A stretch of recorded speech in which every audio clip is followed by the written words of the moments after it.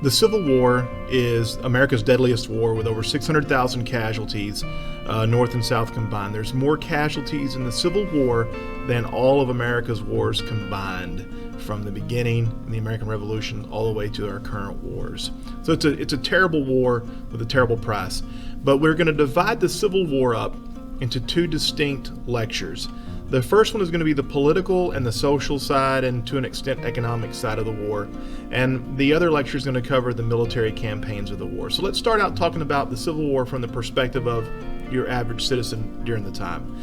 So Lincoln is elected in 1860. We know that. We know that's the main cause of South Carolina's secession in 1860. South Carolina will secede in 1860 because Lincoln had promised to stop the spread of slavery, not free the slaves, which is an important distinction.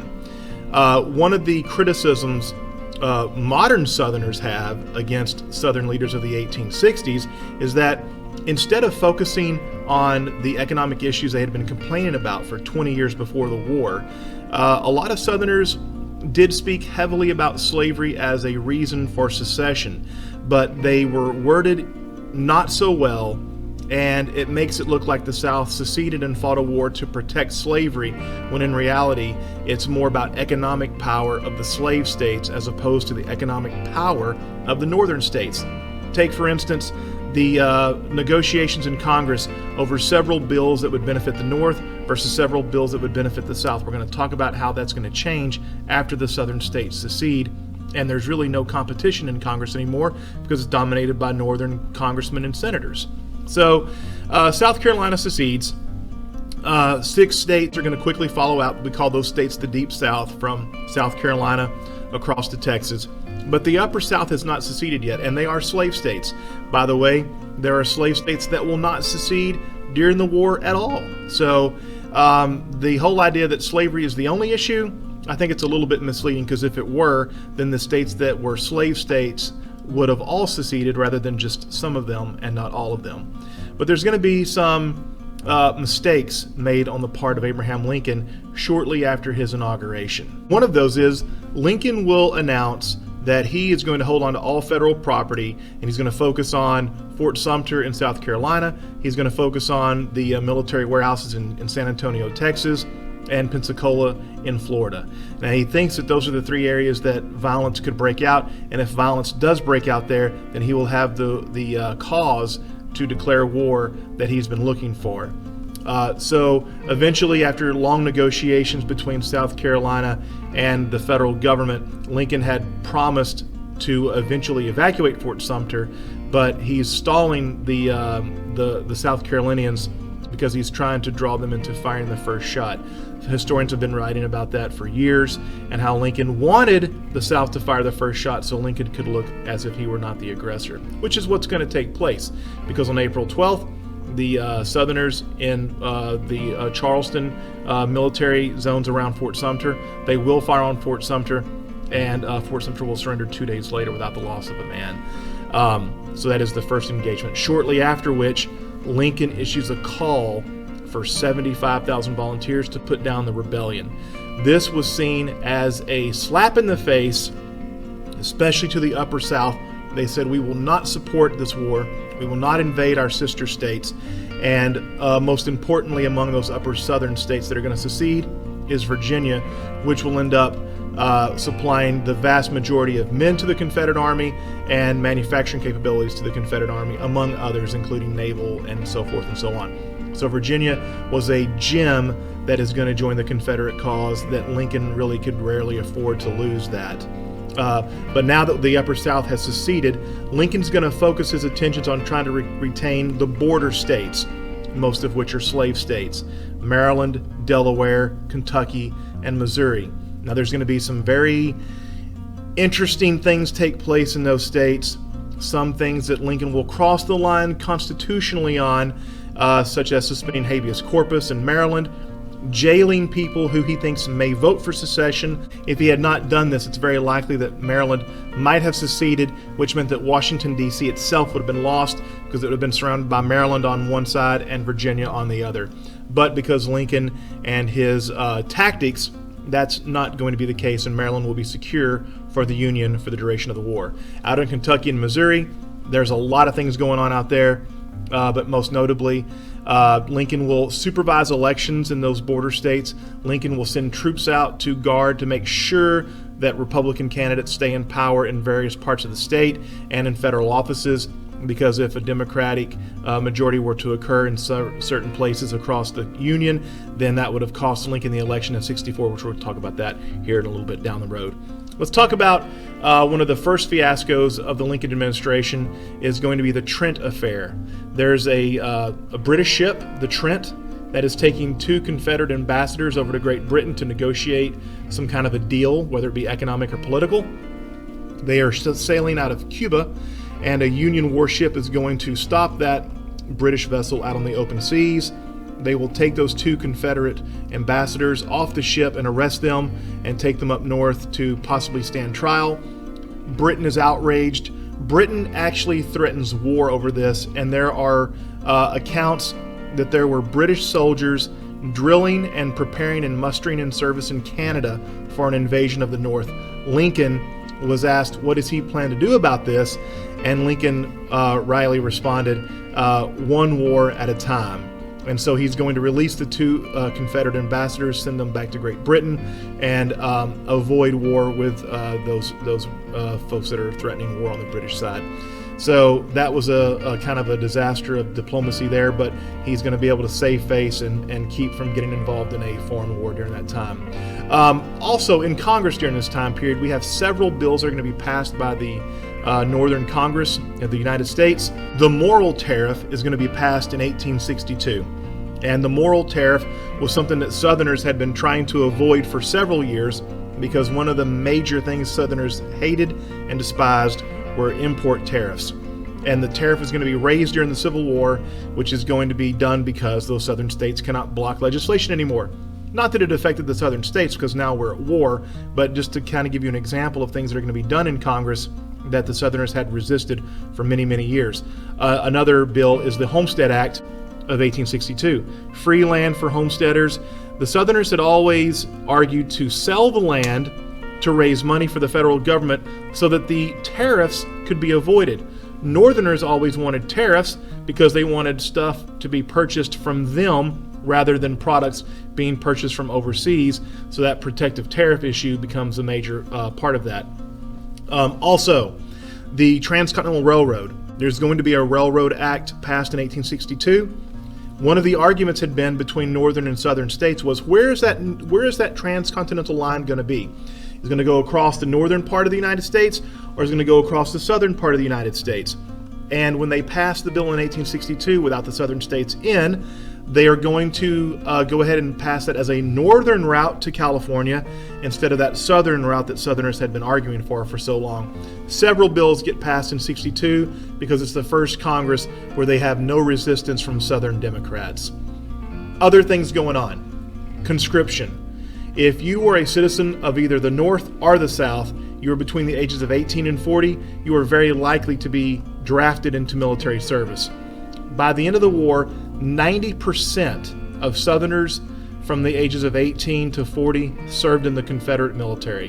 Men in that age category in the North, that number is going to be much lower. About 40% of those who were eligible for military service will serve during the war. These men were subject to arrest if they were not serving for the military cause, unless they met certain criteria, which in the South, if you owned more than 20 slaves, you were considered essential, kind of like that essential services thing that we're seeing during the virus pandemic. If you own 20 or more slaves, you're exempt from conscription. And if you're a Northerner and you had $300, you could basically buy your way out of service. So if you owned a company, you were exempt if you would manufacture things that were considered essential for the Northern war effort. So there's ways to get out of the draft, and many men will take advantage of that as well. There are also those who are against the war effort. There in the North, there were many more folks who protested the war than there were in the South. Now, they did exist in the South, but you have Democrats, anti-war Democrats, many of them called Copperheads, who were seen as a threat to Lincoln and the Republican Party. And among them, we have one of the most famous is an Ohio congressman who is going to be so outspoken against the war effort that Lincoln will have him arrested, Lincoln will have him jailed and tried and eventually exiled to the Confederacy, which is a very strange punishment if you ask me. While the war's going on, we're not going to talk about the war, the battles and such at this point. We'll talk about those in a different lecture. But by 1862, Lincoln realizes that the one way to defeat the South, because the South had been doing a pretty good job holding on to its own militarily, he says if we can take away their labor supply and free the slaves, then the South will definitely have no other issue but to surrender and come back into the Union. Don't forget, Lincoln and his view on slavery at this time was, if I can win the war and free all the slaves, that's fine, I'll do that. If I can win the war and I can free no slaves, that's fine, I'll do that. But he decides in 62, toward the end of the year, that the best way to win the war is to free the slaves and to cripple the Confederacy from a labor shortage. And so he talks about the Emancipation Proclamation, and that will become a military matter, not necessarily a political matter, but a military necessity. Now his advisors tell him to hold off on the Emancipation Proclamation until there's a Northern victory, because if they don't wait for a Northern victory on the battlefield, then it'll look like the North is crying out for help and they just have no way to win this war. So the Emancipation Proclamation goes into effect in January of 63. And in January of 63, when it's issued out, that now it looks like the war is being fought to free the slaves, you have much more resistance to the war effort, especially in Democratic hotbed cities. New York City, among those, is going to go up in flames during the summer of 1863. War protesters are going to burn a black orphanage and entire blocks down. There will be dozens and dozens of people killed. There will be military involved in these actions up there. It's going to be terrible what goes on in New York City. White free soiler types are going to be hunting down free black men, killing them in the streets, lynching them off lampposts to protest the war being fought over slavery. So that wasn't a very popular sentiment in the North, even as late as the summer of 1863. Other things that are going to be taking place in the North and in the South. Inflation. With the cost of the war being tremendous, inflation is going to go through the roof. In the South, by the end of the war, the mantra is that you would go to the grocery store to pick up groceries and carry a cart full of cash and leave with a handbag full of groceries, as opposed to going in with a handbag full of money and leaving with a cart full of groceries. So the inflation was about 9,000% by 1865. In the North, inflation will be a factor, but not nearly as severe as it is in the South. Shortages in the South are going to be extremely critical, especially toward the end of the war, with Sherman capturing Atlanta, a major supplier and railroad hub. Manufacturing is going to be reduced in the South. There will be food shortages across the South. There will be lots of issues in the South at this time. Among them are going to be simply getting in the way of a battle. Civilians are going to die in the realm of up to 100,000 Southerners are going to be killed during the war. Civilians, not military. There's one famous Northerner who's killed in the city of Gettysburg in Pennsylvania, Jenny Wade. But in the South, there are tens and tens of thousands of Southerners who are going to be killed because their cities are under siege, or because the city is under bombardment by Northern forces, and the whole war becomes this thing of total war during the American Civil War, which was something that we had not really seen before in our country at that time. So by the end of the war, the 1864 election, Lincoln thinks he may lose this election in 1864 because the Democrats are very much against the war, as I've mentioned before, in New York City. And so there's going to be a lot of protest and there's a lot of question about who is going to win this election of 64.